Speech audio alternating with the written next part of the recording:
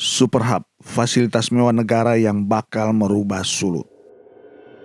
Satu lagi terobosan dahsyat yang bakal merubah masa depan Sulawesi Utara. Namanya Superhub. Program ini merupakan program nasional yang melihat sejumlah potensi bandara internasional di Indonesia. Memang hampir setiap wilayah berlomba-lomba membangun infrastruktur bandara, lalu melabelinya dengan status bandara internasional.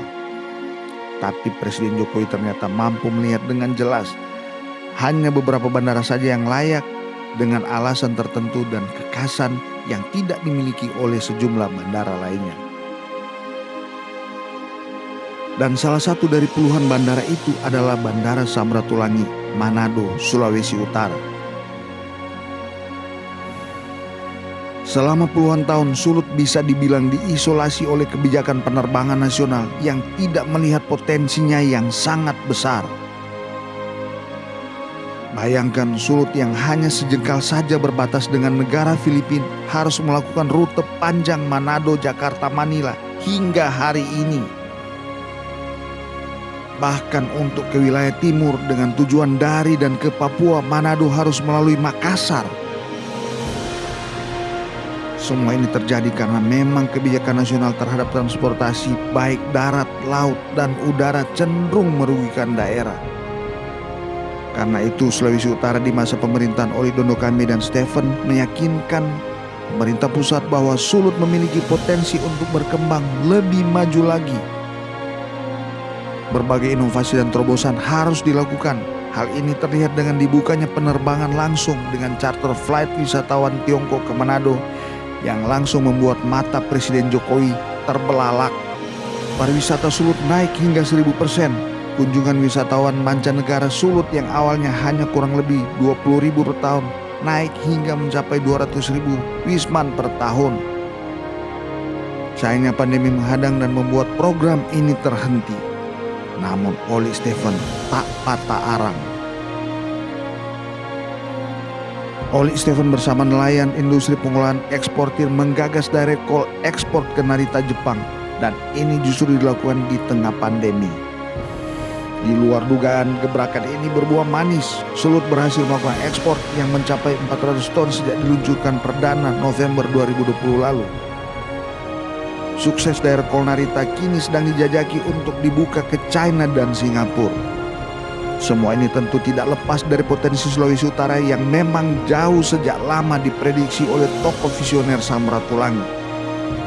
Jauh sebelum ekonomi bergeser ke wilayah Pasifik, Om Sam sudah menulis buku Indonesia di Pasifik yang mengulas soal peran dagang Indonesia di kawasan Pasifik. Sayangnya, lama sejak mata manguni Om Sam yang sangat visioner sebagai teropong untuk melihat masa depan itu diabaikan oleh pemerintah Indonesia yang cenderung sentralistik dan Jawa sentris. Syukurlah pemerintahan Jokowi menyadari dan bertekad membangun Indonesia sentris. Maka tidak salah bila Presiden Jokowi merespon animo ini dengan memberikan kemerdekaan atas potensi Bandara Samratulangi dengan status Superhub. Artinya Manado dan Sulawesi Utara benar-benar menjadi beranda utama Indonesia di Pasifik. Sementara Sulut bersama-sama dengan kawan-kawan sepenanggungan di Indonesia Timur yang selama ini terabaikan bisa bernafas lega. Potensi ikan tuna dan sejumlah komoditas lainnya di Maluku, Papua bisa mendorong peningkatan ekonomi karena terbukanya jalur ekspor kargo udara melalui Bandara Samratulangi. Tentu persoalan terkini adalah pemerintah provinsi dan semua aras pemerintah di tingkat kabupaten kota yang sudah harus bersolek menyiapkan diri bahkan menciptakan peluang dari kemewahan Superhub ini. Mentalitas birokrasi yang masih melempem, business as usual dan pragmatis harus sudah ditanggalkan bila ingin mengejar cepatnya terobosan dan inovasi gagasan Oli Stephen ini. Bayangkan bila Superhub Samratulangi ini benar-benar terwujud, maka arus penumpang dan barang yang akan melalui bandara ini akan sangat padat dan ini akan membuahkan kegiatan bisnis yang sangat efektif dan berpengaruh besar pada pendapatan perkembangan roda ekonomi Sulawesi Utara, bahkan Indonesia. Tapi pertanyaannya, apakah hal ini benar-benar serius akan terrealisasi? Jangan-jangan ini too good to be true. Apakah hal ini tidak mengganggu kepentingan elit tertentu yang sudah nyaman dengan bisnis status quo yang dinikmati puluhan tahun? Kita punya pengalaman pahit soal fasilitas kebijakan Presiden Jokowi terhadap IHP dan pengembangan Pelabuhan Bitung sebagai pelabuhan hub internasional. Bahkan pernah bersama dengan Presiden Duterte, Jokowi meresmikan kapal Roro rute Bitung Davao yang kini mandek.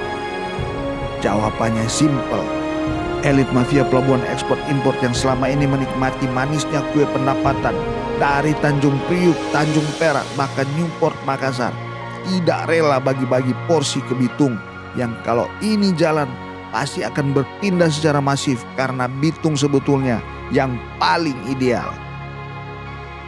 Semoga Super Hub Samratulangi ini tidak akan mengalami nasib yang sama. Kali ini di bawah administrasi Oleh Steven, kita yakin semua obstacle ini bakal terpatahkan. Kita doakan saja Oleh Steven akan sanggup mengatasi berbagai tantangan, hambatan, dan kendala apapun. Dengan sinergitas kolaborasi pemerintah dan semua elemen masyarakat, kita optimis Sulut benar-benar menjadi semakin hebat, gemilang.